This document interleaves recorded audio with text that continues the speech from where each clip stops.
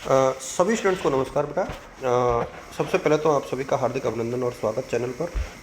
मैं धर्म Singh Meena, assistant professor economics. और इस वीडियो में मैं आप लोगों के साथ कोटा यूनिवर्सिटी से रिलेटेड जो महत्वपूर्ण बातें हैं उनको लेकर के डिस्कस करने वाला हूँ।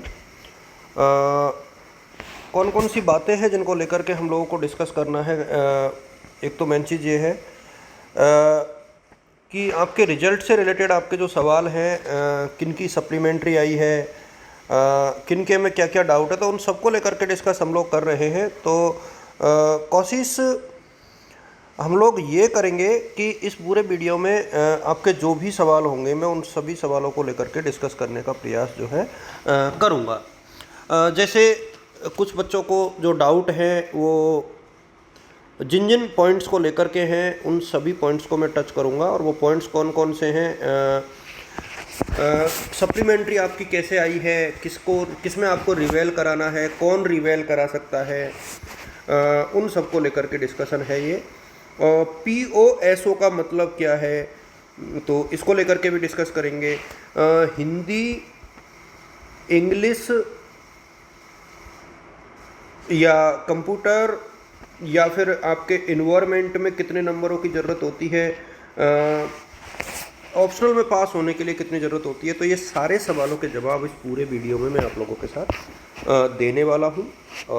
एक तो ये वीडियो मेरा जो होगा वो लाइव नहीं होगा, लाइव नहीं है, ये प्रीमियर्ड है। इसका मतलब मैं कमेंट में रिप्लाई नहीं करूँगा। मैं पहले ही बता दूं, कमेंट में रिप्लाई नहीं करूंगा। आप लोग पूरा वीडियो देखोगे तो आपके ज़्यादातर सवालों के जवाब आपको मिल जाएंगे। मैं उम्मीद करूंगा कि आप एक दूसरे के साथ शेयर और सब्सक्राइब करते हुए इस चैनल को प्रमोट ज़रूर करें, जिससे कि आपको सारी चीज़ें क्लियर हों। देखिए, पहला सवाल जो बच्चों का है वो तो ये है कि एक तो परसेंटेज कैसे निकालें, ये भी परसेंटेज कैसे निकालें, है ना, ये भी सवाल है। इसका भी जवाब इस पूरे वीडियो में मैं दे दूँगा। पहला जो चीज़ है, पहली जो बात है वो है कि POSO मतलब क्या है। तो passed only in optional subject, OPT optional subject. तो ऑप्शनल सब्जेक्ट कौन कौन सी होती है, जो आपकी 3 सब्जेक्ट हैं, चाहे कोई भी आपकी 3 सब्जेक्ट है, उनमें यदि आप पास हो लेकिन आप इनमें से किसी एक पेपर में आपके कम नंबर है, हिंदी, इंग्लिश, कंप्यूटर और इन्वायरमेंट में किसी में भी आपके 36 से कम हैं, तो डेफिनेटली यहाँ पर आपके पोसो लिखा हुआ आएगा। यानी आप बाकी 3 सब्जेक्ट में पास हो लेकिन आप हिंदी, इंग्लिश में से किसी में कम है। कुछ बच्चों का एक सवाल ये था कि सर हमारी सहेली के तो 34 ही नंबर थे, लेकिन फिर भी वो पास हो गई। तो मैं आपको बता दूं कि यदि इन तीनों विषयों में किसी 3 में आप पास हो और एक में यदि आपके 32 भी नंबर है तो 4 नंबर का ग्रेस लगा दिया, यानी अधिकतम 4 नंबर का ग्रेस लगता है, वो लगा दिया, इसलिए वो पास हो गई या पास हो गया। तो वो इस चीज़ को लेकर के आप लोग परेशान नहीं हो। अच्छा, यदि कोई किसी के पोसो आई है तो वो कौन सा पेपर देगा, वो इनमें से जिस पेपर में भी आपके 36 से कम है, चाहे वो कोई सा भी पेपर हो, जिस पेपर में आपके 36 से कम है उस पेपर को आपको देना होगा। और ये पेपर आप सप्लीमेंट्री के साथ भी दे सकते हो और या फिर आप सेकेंड ईयर के साथ दे सकते हो। दोनों चीज़ें आपके ऊपर लागू होती हैं।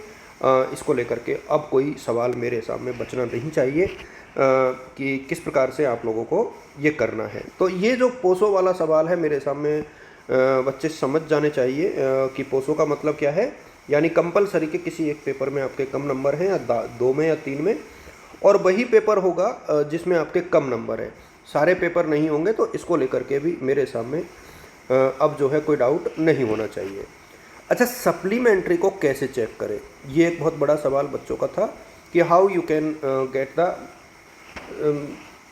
Discussion about the supplementary exam. तो सप्लीमेंट्री एग्ज़ाम्स के ऊपर आप लोग क्या कर सकते हैं। देखिए, मैंने पहले भी कहा था कि माना कि आपका पेपर 100 नंबर का हुआ है, 100 नंबर के पेपर हुए तो 36 नंबर चाहिए, लेकिन दोनों में मिला करके 72 चाहिए। यानी यदि किसी एक पेपर में कम है तो भी चलेगा।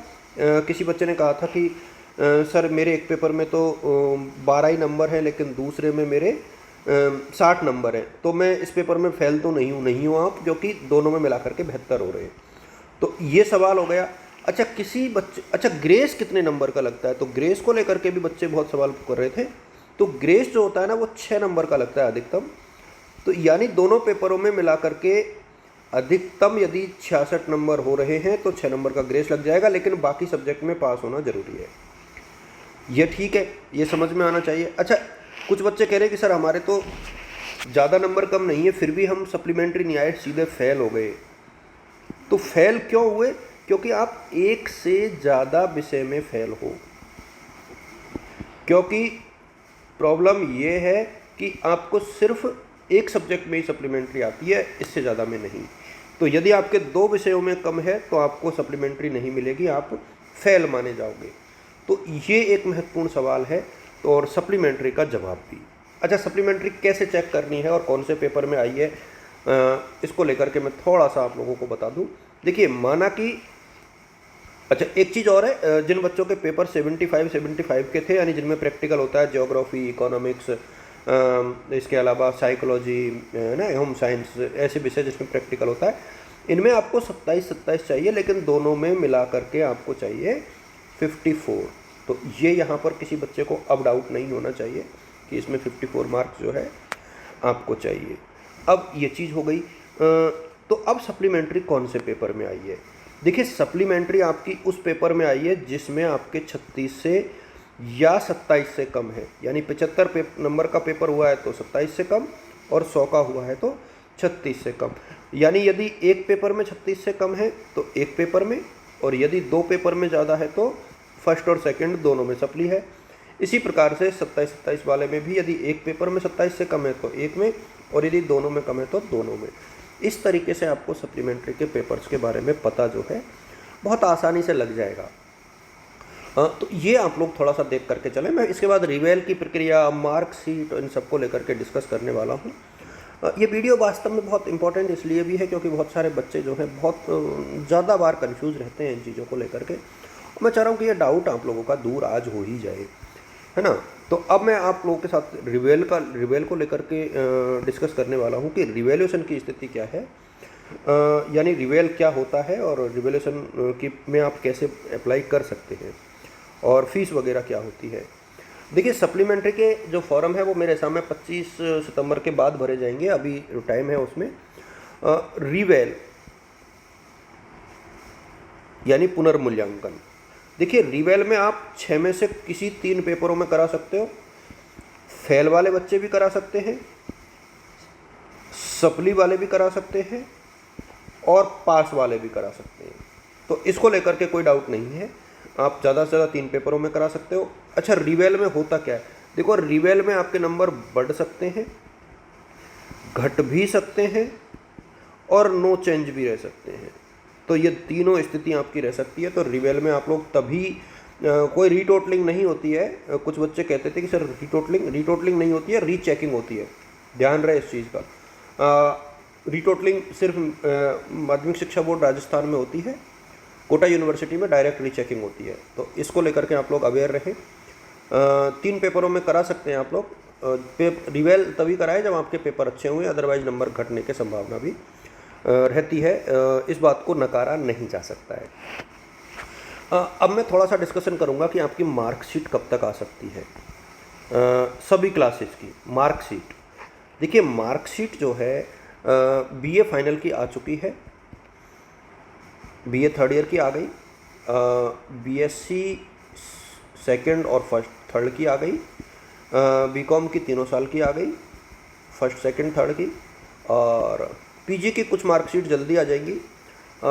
बीए सेकेंड ईयर की मार्कशीट मेरे सामने 25 सितंबर तक आ जाएंगी, बीए सेकेंड, और बीए फर्स्ट की मार्कशीट जो है मेरे सामने लास्ट वीक ऑफ सितंबर तक आ सकती है, पॉसिबिलिटीज़ है। रिवेल का फॉर्म जो है आपको कोटा यूनिवर्सिटी में जमा कराना है, कोटा यूनिवर्सिटी में ही जमा होगा ये,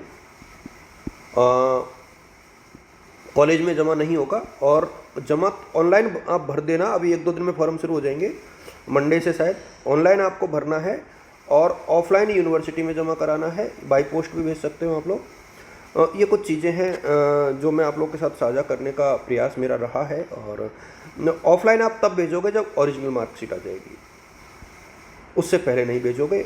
मेरे सामने ये सारे सवालों के जवाब आपको दे दिए गए हैं, और सप्लीमेंट्री की एग्ज़ाम संभवतः दीपावली के आसपास हो सकती है, तो उसको लेकर के आप लोग ध्यान रखें। आप सभी को शुभकामनाएं, ऑल द बेस्ट और गुड लक।